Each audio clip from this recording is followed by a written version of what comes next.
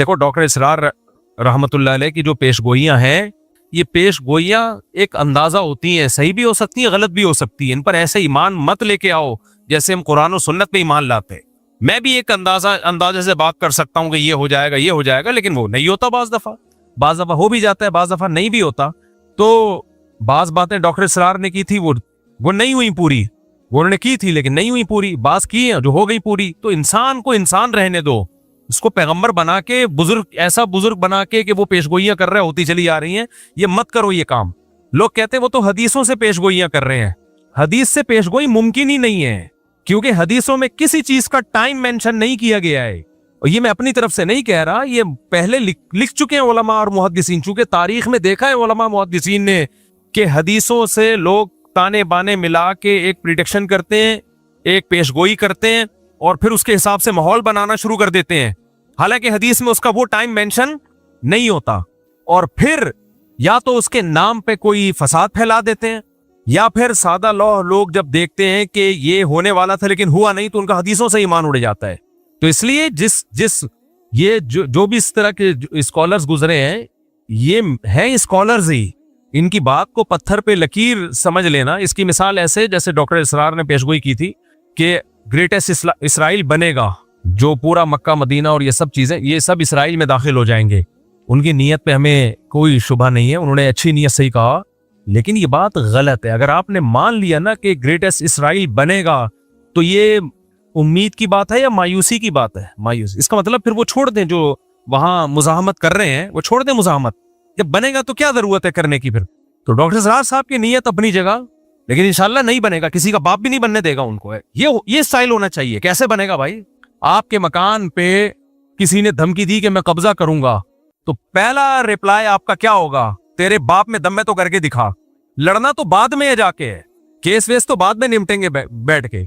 और अगर वो कहे कि हदीस में आता है कि मैं कब्जा करूंगा, इसका मतलब उसने तो आपके हाथ पांव काट दिए। तो कितना ही नेक स्कॉलर हो, अच्छा हो, गलती हर इंसान से हो सकती है। मेरा मकसद उनकी जात को हदफ बनाना नहीं है।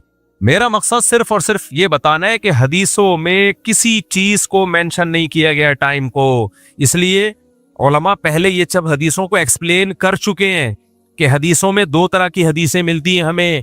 एक तो वो हदीसें ये करो ये मत करो, जिनमें ऑर्डर है कि ये करना है और ये नहीं करना, उन हदीसों को हमने फॉलो करना है। दूसरी वो हदीसें जिनका ताल्लुक है पेशगोइयों से, वो नबी सल्लल्लाहु अलैहि वसल्लम की नबूवत की दलील है कि आपने बताया ऐसा होगा, लेकिन टाइम नहीं बताया, तो बस इतना ईमान रखना पड़ेगा कि होगा। कब होगा ये नहीं बताया, लिहाजा उन हदीसों का अमल से ताल्लुक नहीं है कि उनको सामने रखकर हम प्लानिंग करना शुरू कर दें। ना ना ना ना ना ना, ये गलती नहीं करना। प्लानिंग उन हदीसों को सामने रख के नहीं की जाएगी, प्लानिंग ग्राउंड रियलिटी को सामने रख के की जाएगी। प्लानिंग जो की जाएगी ग्राउंड रियलिटी, आज की जमीनी हकीकत क्या कह रही है, असबाब क्या कह रहे हैं कि क्या करने से क्या रिजल्ट निकलता है असबाब की दुनिया में। असबाब की दुनिया में क्या किया जाए तो क्या रिजल्ट निकलेगा, तो उन असबाब को सामने रख के फैसला करना है। क्यों? नबी की ये सुन्नत है कि हमेशा फैसला किसको सामने रख के किया जाएगा? बोलो ना, असबाब को। तो इस्लाम असबाब इख्तियार करने का हुक्म देता है, असबाब से दूर नहीं करता आपको। जब तक मुसलमानों ने असबाब इख्तियार किए, दुनिया पे हुकूमतें की हैं। सुल्तान मोहम्मद फातिह ने तुर्की में, इस्तांबुल में, कुस्तुनतीनिया में जो किला फतह करना था, उसके लिए वो अपनी सफ में बुजुर्गों को भी लेकर गया जो दुआएं मांगेंगे। लेकिन इसके लिए बुजुर्गों को तो लाया है दुआएं मांगने के लिए, लेकिन उसने पहले अपने इंजीनियर्स को कहा कि इतनी बड़ी तोप बनाओ जो इससे पहले दुनिया में किसी के पास इतनी बड़ी तोप ना हो, जिसको लोग के बोले ये तोप है। कहते ना क्या तोप चीज है, क्योंकि इतनी चौड़ी दीवार है कुस्तुनतीनिया के किले की कि उस दीवार को छोटी मोटी तोपों से तोड़ना मुमकिन नहीं है। वो कह सकता था हमारे पास इतने बड़े बुजुर्ग हैं, नेक लोग हैं, इतना बड़ा लश्कर है, और नबी ने खुशखबरी भी दी है कुस्तुनतीनिया फतह होगा।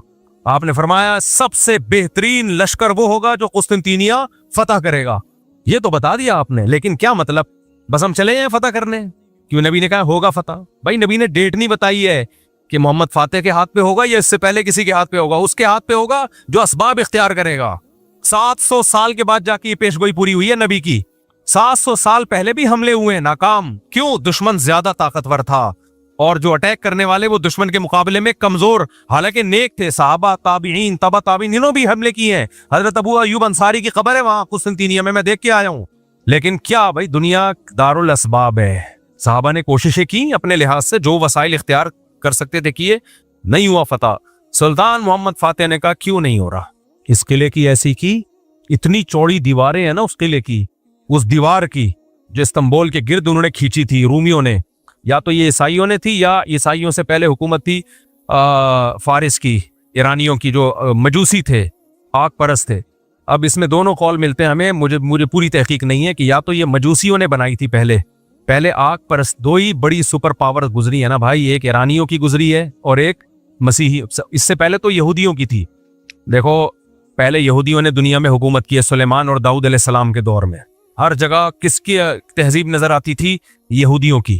سلیمان علیہ السلام کا نا پورا حدود سے آ کے خبریں دی ہیں، ملکہ سبا ہے، وہ ملکہ سبا کو بھی فتح کر لیا اور کو پھیلتے چلے گئے۔ تو جو سپر طاقت تھی دنیا میں، جو سلطنت قائم تھی، وہ کس کی تھی؟ یہودیوں کی۔ اس سے پہلے کی تاریخ میں نہیں جا رہا، اس سے پہلے بھی بہت لوگوں نے دنیا میں حکومتیں کی ہیں، تو ماضی قریب کی بات میں کر رہا ہوں۔ اس کے بعد اللہ نے کس کے ہاتھ میں روحانی خلافت دی ہے؟ مسیحیوں کے ہاتھ میں، حضرت عیسیٰ پر ایمان لانے والے یہ پھیلتے چلے گئے، جنگوں کے ذریعے بھی، دعوت اور تبلیغ کے ذریعے بھی۔ کچھ علاقوں کو تو عیسائیوں نے تلوار کے زور سے فتح کیا، کچھ ایسے تھے جو خود بخود پوری اسٹیٹس مسیحی مذہب میں داخل ہو گئیں کیونکہ اس میں اٹریکشن تھی۔ لیکن یہ جو مجوسیوں کی حکومت تھی، آگ کی پوجا کرنے والے ایران کی طرف تھے، یہ ان کی اپنی ایک الگ ریاست تھی، بہت بڑی اسٹیٹ تھی ان لوگوں کی بھی۔ تو یہ دو سلطنتیں، ایک رومن امپائر اور ایک ایرانیوں کی جو مجوسیوں کی امپائر تھی، یہ دو بڑی طاقتیں تھیں جب اسلام دنیا میں بولو آیا ہے۔ تو عیسائیوں کی لڑائی زیادہ تر انہی سے ہو رہی تھی، یا تو یہودیوں سے ہوتی تھی یا ان سے ہوتی تھی مجوسیوں سے۔ تو یہ جو استنبول ہے ترکی، یہ تھا پہلے مجوسیوں کے قبضے میں، آگ پرستش، آگ کی جو پوچھا مشرک لوگوں کے۔ اب یا تو یہ دیوار انہوں نے بنائی تھی جس پر مسیحیوں نے اسی طرح سے حملہ کیا، بہت مشکل سے اس پہ قبضہ کیا، یا یہ کہ یہ بنائی کس نے تھی؟ مسیحیوں نے بنائی تھی۔ یہ دیکھنا پڑے گا کتابوں میں، اس وقت میرے ذہن میں نہیں ہے۔ لیکن بہرحال مسلمانوں کے لیے اس کو فتح کرنا آسان کام نہیں تھا، اور نبی نے خوشخبری بھی سنا دی تھی، نعمہ جیش یغزو القسطنطینیہ او کما قال صلی اللہ علیہ وسلم، کیا ہی بہترین لشکر ہے جو قسطنطینیہ کو فتح کرے گا، اور کیا ہی بہترین ہے وہ شخص جو، وہ امیر جو اس کو فتح کرے گا۔ 700 سال کوششیں ہوئی ہیں اس کو فتح کرنے کی، نہیں ہو پا رہا تھا۔ کیوں؟ اس لیول کے اسباب نہیں تھے جو انہوں نے اپنے ڈیفنس کے لیے رکھے ہوئے تھے۔ حالانکہ اٹیک کرنے والے، حملہ کرنے والے میرے اور آپ جیسے نہیں تھے، بڑے اللہ والے، بڑے نیک لوگ تھے، بڑے بزرگ لوگ تھے وہ۔ لیکن نہیں بھائی، دنیا دارالاسباب ہے، انہوں نے ڈیفنس کا سسٹم اتنا مضبوط کیا ہوا تھا، جس کی دیواریں اتنی چوڑی کہ اس پہ گدھا گاڑیاں چل سکیں، بیل گاڑیاں چل سکیں، اتنی چوڑی دیواریں۔ ان دیواروں پہ آپ اس زمانے کے گولے مارو گے تو کیا ہوا؟ ایسا لگتا تھا جیسے کسی نے خارش کی ہے، کھجایا ہے تھوڑا سا دیوار کو۔ اس کو کیسے فتح کریں؟ پھر دو سمندروں کے بیچ میں ایک نہر ہے جو یورپ کے ترکی کو اور ایشیا کے ترکی کو الگ کرتا ہے، تو اس سمندر کو بھی کراس کرنا تھا، وہ بھی ممکن نہیں تھا، اور اس سمندر تک کشتیاں پہنچانا ممکن نہیں تھا، اس پانی تک کشتیاں پہنچانا ممکن نہیں تھا۔ کشتیاں سمندر کے راستے سے لے کر آئیں تو دشمن کا قبضہ تھا اس پہ، اور کشتیوں کو بائی روڈ لے جانا، اتنی بڑی تعداد میں سمندری جہاز جیسی کشتیوں کو بائی روڈ لے جانا ممکن نہیں تھا۔ تو سلطان محمد فاتح نے دو خاندانی کام کیے، بولا سب سے پہلے تو ایک اتنی بڑی توپ بناؤ کہ جس کو لوگ کہیں یہ کیا ہے، کیا توپ بنائی ہے، کیا توپ بنائی، یہ اسباب اختیار کیے اس نے۔ اور دوسرا، کھوپڑی استعمال کرو، جب تک ہم وہ جو دو سمندروں کو ملانے والی پٹی ہے پانی کی، اس میں کشتیاں نہیں اتاریں گے، اور اتارے بھی چپکے سے، دشمن کو پتہ نہ چلے، تو اس وقت تک ہمارے لیے اس کو فتح کرنا ممکن نہیں ہے۔ مشورہ ہوا کہ ایک ہی آپشن ہے ہمارے پاس، توپیں تو بنانا کوئی مشکل نہیں ہے، اب انجینئرز نے بنا لی بڑی بڑی توپیں، آج بھی رکھی ہوئی ہیں ترکی کے میوزیم میں آپ جائیں۔ تو سب سے بڑا مسئلہ یہ ہے کہ خشکی کو پار کر کے پانی میں کشتیاں کیسے اتاری جائیں، جہاں مجاہدین کو بٹھا کے شہر کے اندر بھیجا جائے تاکہ وہ پیچھے سے بھی اٹیک کریں۔ دو بڑے چیلنج تھے، نمبر 1 کشتیاں وہاں تک پہنچانا، نمبر 2 چپکے سے پہنچانا، کیونکہ دشمن دیکھ لے گا، وہ مارے گا۔ میں اور آپ ہوتے ہم کہتے ہیں لا الہ الا انت سبحانک انی کنت من الظالمین، 10 لاکھ دفعہ اس کا ورد ہوگا، ہاں آؤ بیٹھو سارے، یا اللہ فتح کرا دے، یا اللہ ہم تیرے गुनाहगार बंदे हैं और अभी तक गुनाहगार ही हैं क्योंकि असबाब इख्तियार कर नहीं रहे। फिर हम जाते हैं, शुभ सरकार भी हमारे पास होता, हम कहते हैं उधर मुंह करके जितनी तेरे पास फूके आज सारी निकाल दे यार। गवर्नमेंट से कहते फूक के स्पेशल सिलेंडर लेकर आओ और शुभ सरकार के लगा दो ताकि हवा अंदर जाए और सरकार के जमाने मुबारक से बाहर निकलती रहे हवाएं। वजीफे का खुदा न ख्वास्ता मैं मजाक नहीं उड़ा रहा। ला इलाहा इल्ला अंता सुब्हानका इन्नी कुन्तु मिनज़ ज़ालिमीन, ये बहुत कारामत दुआ है। इस दुआ की बरकत से यूनुस अलैहिस्सलाम मछली के पेट से निकले हैं। मुसीबतों में ये दुआएं मांगनी चाहिए, ये वजीफा पढ़ सकते हैं, पढ़ना चाहिए, लेकिन पहले काम तो पूरा करो भाई। पैनाडॉल रखी हुई है, बुखार में यूं यूं झूम रहा है, अबे ये 2 गोली खाते हुए तुझे तकलीफ हो रही है, मौत आ रही है, खा ले, फिर फातिहा पढ़ के भूख भी लगा देना। वो खा नहीं रही है और सारा जोर किस पे है? भूखों पे है। अल्लाह हमें हिदायत दे। वक्त बहुत ज्यादा हो गया है तो मेरे टॉपिक को मैं ठीक छोड़ देता हूँ। कोई बात नहीं, आपने कौन से एम इस्लामियात की तैयारी करनी है तो अगले हफ्ते से फिर जहां से छोड़ा इंशाल्लाह वहां से शुरू करने की कोशिश करेंगे। अल्लाह समझने की, अमल की तौफीक अता फरमाए। भाई पहले तो मैं आज जो बयान में मैंने टॉपिक लेके चला था उसमें एक अहम हिस्सा रह गया सुल्तान मोहम्मद फातिह का, वो स्पीड के साथ मैं कंप्लीट कर दूं, फिर दोबारा अगले जुम्मे में इसी टॉपिक को लेके कोशिश करूंगा आगे चले हम, क्योंकि लोग जुम्मे का बयान सुन रहे होते हैं ना, जब वो कहते हैं यार ये क्या बिल्कुल एक अधूरा छोड़ दिया। तो मैं इस पे बयान कर रहा था ना कि असबाब भी ज़रूरी हैं। तो सुल्तान मोहम्मद फातिह ने दुनिया की सबसे बड़ी तोप बनाई और दूसरा काम क्या किया कि उसको पता था कि जब तक इस पानी के अंदर किश्तियां उतार के शहर के अंदर लोग दाखिल नहीं होंगे और किले के पिछली साइड से हमला नहीं करेंगे, ये फतह होने का नहीं है, नामुमकिन है इस दीवार को क्रॉस करना। तो मशवरा हुआ, मशवरे में क्या तय किया मैं ये बता रहा था। ऐसा नहीं है कि वजीफे ही पढ़ना शुरू कर दिए उन्होंने बैठ के, बस ये करो वो भाई असबाब इख्तियार किए। तो उनके पास एक ही तरीका आया कि भाई किश्तियों को खुश्की पे चलाना पड़ेगा और चलाने का तरीका ये है कि चर्बी को पिघला के खुश्की पे डालना पड़ेगा, जो पहाड़ पत्थर है उन पे डालना पड़ेगा।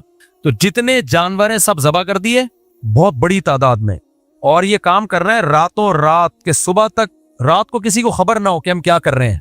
और अगर ये पैकेज नाकाम हो गया ना तो गए काम से, क्योंकि जानवर तो सारे जो खाने के थे वो तो काट दिए, अब इसके अलावा कोई ऑप्शन नहीं है। तो उन्होंने क्या किया, सारे जानवर ज़बा किए, रातों रात सबकी चर्बियां पिघला के डाली हैं उस पत्थरों पे कि किसी को कानो कान खबर ना। उसके बाद बड़ी बड़ी जंजीरों से, पहले जंजीरों का इंतजाम पहले किया, किश्तियों को कई कई लोगों ने पकड़ के घसीटा है और वो जंजीरें आज वहां भी लगी। खुदा की कसम आदमी पागल हो जाता है जज्बे से। जब तुर्की के म्यूजियम में आप जाए ना, उन्होंने वो लगाई हुई है पूरी तस्वीरें, यानी एक जाहिर है वो उस जमाने में तो कैमरे नहीं थे, ये किस तरह बड़े बड़े पहलवान उन जंजीरों को पकड़ के खींच रहे हैं। आदमी कहता है यार हमारा माजी क्या था भाई, आज कैसे पोस्ती किस्म के, तो बस जबान को बदतहजीबी, फिर वो कहेंगे ये मजहबी लोग बदतहजीबे होते हैं। बहुत पोस्ती हो गए हैं यार हम लोग, बहुत पोस्ती हो गए। मैं तो तोंदे देख के और तशरीफें देखता हूँ ना जब लोगों की आगे तिरछी टाएं बाएं, एक तो कुदरत ने किसी का बना दिया ऐसे, तो सब ऐसे नहीं होते। मैंने बार बार कहता हूँ जब मैं किसी मोटे का मजाक उड़ाऊं तो उससे वो मोटा है जो खा खा के गैंडा बन गया हो। कुछ लोग नेचुरली होते हैं, हमने बड़े उलमा को, नेक लोगों को भी देखा है, जिस्म भारी है उनका, हालांकि 24 घंटे में एक टाइम खाते हैं वो, लेकिन जो काड़ा तिरछा खा खा के पड़ा हुआ है, खाए जा रहा है, इधर से समोसा खा लिया, इधर से एक मौलाना साहब आए वो समोसों पे समोसे खाए जा रहे हैं। मैंने कहा आपके स्टेमिने को 21 तोपों की सलामी, इतने समोसे माशाल्लाह। एक साहब आए, वो भी मैंने तो अपने इकराम में रखे थे समोसे, उनके आगे 6-7 समोसे पेल दिए उन्होंने। मेरे मजाक नहीं उड़ा रहा कि आप मेरे घर आओ तो समोसा नहीं खाओ, आप तो जितना खाओगे हमें खुशी होगी। तो लेकिन मुझे इनके स्टेमिने पर बड़ा हुआ कि यार ये बंदा है माशाल्लाह 6-7 समोसे एक टाइम पे खा गया। ये पता है क्या हुआ, कुछ दिनों के बाद इत्तला आई कि उनका इंतकाल हो गया, अल्लाह माफ फरमाए। उनको मैदे का कोई कैंसर हुआ, जख्म इतना खतरनाक हो गया था कि वो मौत में तब्दील हुआ है। खैर अल्लाह उनकी मग़फ़िरत फरमाए। तो लेकिन ये कि मेरे भाई थोड़ा सा मेज़बान की तो यही ख्वाहिश होगी, लोग हमें खिलाते हैं को ठोसते चले जाते हैं, ऐसा नहीं है भाई। तो मैं जब हम वहाँ तुर्की के म्यूजियम में गए ना, जब उन्होंने ये मंजर देखा, उन्होंने पूरा एक उसकी फिल्म बनाई हुई है ये कैसे लड़ाई हुई थी, वो बिल्कुल ओरिजिनल के करीब जो भी किताबों में लिखा है, तो नी का बेहोश होने लगता है वो। यार अब क्या हमारे आबाओ अजदाद क्या थे भाई, क्या थे वो लोग, कैसी उन्होंने जंगें लड़ी हैं, कैसी लड़ाइयाँ लड़ा, और हम देखो मुंह के फायर देखो हमारे, इनकलाब लाएंगे, निज़ाम तब्दील करेंगे, कोई पैकेज नहीं है निज़ाम की तब्दीली का, मगर करेंगे, बातें करेंगे हम, तब्दील नहीं करेंगे हम कुछ भी। तो उन्होंने वो जंजीरें दिखाई हैं और वो जो किस तरह बड़े बड़े पहलवान 10-10 लोग पकड़ के एक एक लांच को घसीट रहे हैं, कानों कान दुश्मन को खबर ना हो, कितनी मेहनत की है यार। और वो कश्तियों को ला के जब पानी पे डाला है उन्होंने, और उसमें मुजाहिदीन की फौजें सवार हुई हैं, तोपे लेके इतना बड़ा लश्कर सुबह सादिक से पहले पहले दुश्मन के इलाके में उतर चुका था, पूरी फौज उतर चुकी थी, उनको खबर ही नहीं, वो हैरान थे। अंग्रेजों ने ये वाकया बयान किया है, आप अंग्रेजों की तारीख पढ़ें, मुसलमानों में तो है ही, गोरों ने भी कहा है कि दुनिया में ऐसा हमने जंग में अजीब वाकया कभी सुना नहीं है हमने कि इतना अजीब व गरीब काम किया हो, किसी फोर्स ने ये टेक्निक इस्तेमाल की हो। और फिर पूरा लश्कर जब उतरा है ना, फिर दो तरफ से अटैक हुआ है, इधर से भी अटैक हुआ फ्रंट से और पिछली साइड से भी अटैक हुआ। तो उन्होंने जब जहाज आते हुए देखे ना अपनी तरफ, वो हैरान, ये क्या हो रहा है, ये कौन लोग आ रहे हैं। फिर पता चला ये मुसलमान हैं। तो दोनों तरफ से जब धुनाई हुई है तो कब्जा हुआ मुसलमानों का। सुल्तान मोहम्मद फातेह ने जाके जो उनका कलीसा था उसमें तकरीर की, जुम्मे की नमाज पढ़ाई, वो जुम्मे की तकरीर आज भी मौजूद है उसकी। अतातुर्क ने बदमाशी ये की है कि तुर्की का रस्मुल खत चेंज कर दिया ताकि तुर्क कौम का अपनी हिस्ट्री से रिलेशन खत्म हो जाए, रोमन कर दिया उसको। जैसे उर्दू भी अब चेंज हो रही है ना, तो जब उर्दू चेंज हो जाएगी, रोमन में आ जाएगी, तो किसी को क्या पता चलेगा अल्लामा इकबाल क्या कह के गए और हमारी हिस्ट्री क्या है। तो वो रोमन कर दिया, वो नई नस्ल बिल्कुल पता ही नहीं उसके हमारे बाप दादाओं के क्या कारनामे थे। अब तैयब उर्दुगान ने आके काफी कोशिश की उस रस्मुल खत को बहाल करने की, और वही, लेकिन वो प्रॉपर वे में निजाम की तब्दीली की प्रॉपर वे में कोशिश उर्दुगान ने की है। इट इज कॉल्ड कोशिश। ये नहीं कि हमारे यहाँ 2-3 पैंट्स पतलून में आए, कॉलेज में निजाम की तब्दीली पर बयान किया और 15-20 मौलवियों को गालियां देके चले गए। हमारे यहाँ निजाम पता है कैसे तब्दील होता है। स्कॉलर आएगा, इंग्लिश में ठिश फिश मारेगा और कहेगा ये मौलवी निजाम की तब्दीली के लिए कुछ नहीं कर रहे, ये सब 2 नंबर है, इनको सिर्फ निकाह तलाक के मसाइल आते हैं, इस्तिंजा के मसाइल आते हैं, 2 नंबर, निजाम की तब्दीली होनी चाहिए। लोग कहते हैं जबरदस्त, अगली मीटिंग में हम आपसे मुलाकात करेंगे। लोग समझते हैं आप कोई पैकेज आ रहा है, अगली मीटिंग में निजाम की तब्दीली का खानदानी किस्म का पैकेज। फिर आएंगे, देखो ये मुफ्ती तारिक मसूद को देखो, शादियों पे बयान करता है तलाक। निजाम के सिस्टम की तब्दीली पे कोई बयान हुआ नहीं हुआ। इसका मतलब ये इसी कुफरिया जुमहूरी निजाम के साथ कंप्रोमाइज करके बैठ गए हैं। सरकारी दरबारी पिट्ठू ये सब मौलाना देखो सब ऐसे ही हैं। सिस्टम की तब्दीली की कोई बात नहीं करता, निजाम की तब्दीली की कोई बात नहीं करता। कॉलेज यूनिवर्सिटी के लड़के जोश में आते हैं, यार एक बंदा है जो इस निजाम को गलत भी कहता है और उसकी तब्दीली की बात भी करता है। एक ये है, 2 वहां पाए जाते हैं। बस जबरदस्त एकदम लड़कों को जोश आ गया, अगली मीटिंग में आपसे मुलाकात होगी।